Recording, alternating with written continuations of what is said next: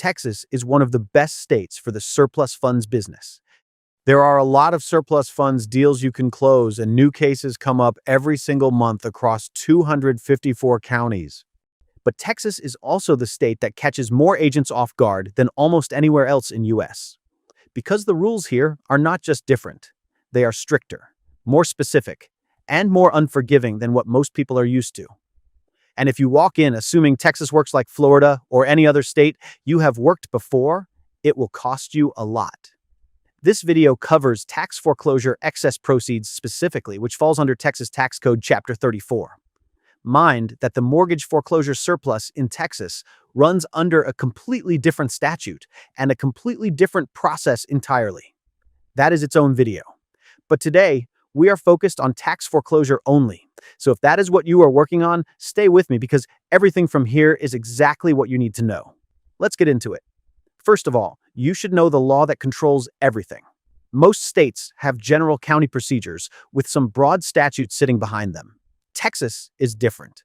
Every single excess proceeds claim from a tax foreclosure sale in this state runs through Texas Tax Code Section 34.04. That one section controls who can file, how they file, what the deadline is, and exactly how the money gets distributed. You need to know this section before you touch even a single Texas case. Check the link in the description or enroll in my course for a better understanding of how it works. The next thing to consider is the deadline. You have 2 years from the date of the sale to file a petition. After that, the money goes to the taxing units. And when I say it is gone, it means there is no appeal and no money left. 2 years might sound comfortable, but gathering documents, locating heirs, navigating the district court process, and accounting for the procedures of whichever of Texas's 254 counties you are working in all take time. The moment you identify a Texas case, the deadline is the first thing you write down. Everything else gets built around that date. Moving on, you need to understand where you can actually file the claim. This is one of the most common mistakes agents make in Texas. You see, in Texas, the claim goes directly to the district court that originally ordered the sale, filed under the same case number as the original tax case, not to the county clerk or the tax collector. Get this wrong, and your filing lands in the wrong place and nothing moves while the clock keeps running. Another specific requirement for Texas is the notice requirement. Once you file, you must serve notice on every party in the original tax case at least 20 days before the hearing, following Texas Rule of Civil Procedure 21A. If you miss that window, the hearing will simply get pushed forward and nothing moves.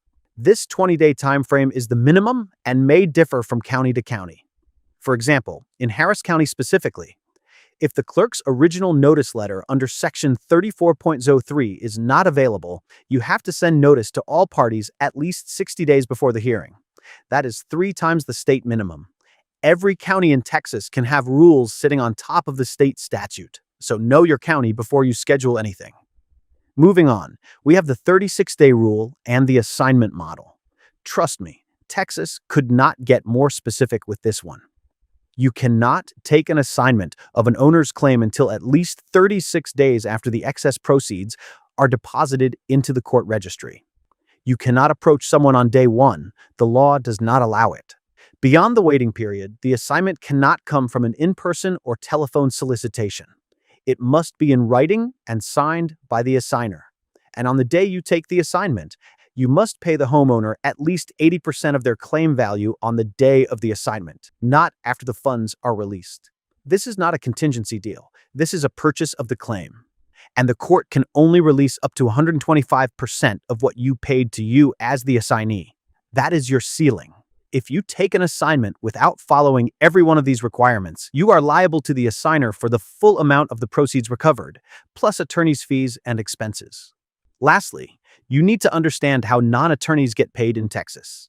Under Texas Tax Code Section 34.04, a person who is not an attorney cannot charge a fee to recover excess proceeds on someone else's behalf. That is written directly into the statute. Attorney fees are capped at 25% or $1,000 per property owner, whichever is less. Even licensed attorneys are heavily restricted here. For non-attorneys, the only legally compliant model is the assignment model I just described. You buy the claim, you file it, you keep the difference. If you are not capitalized enough to pay 80% of a claim upfront, Texas tax foreclosure surplus is not the right play for you right now. Texas is real money. The volume is there, the overages are legitimate, and the opportunity is consistent. But Texas will ruin your business fast if you come in unprepared. The deadline, the court filing, the 36-day rule, the assignment requirements, and the fee restrictions all make this a state where knowing the rules is not optional.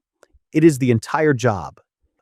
If you want the full system, the state-by-state breakdowns, and everything you need to work Texas the right way, head over to overageacquisition.com and enroll in my course today. Link is in the description below.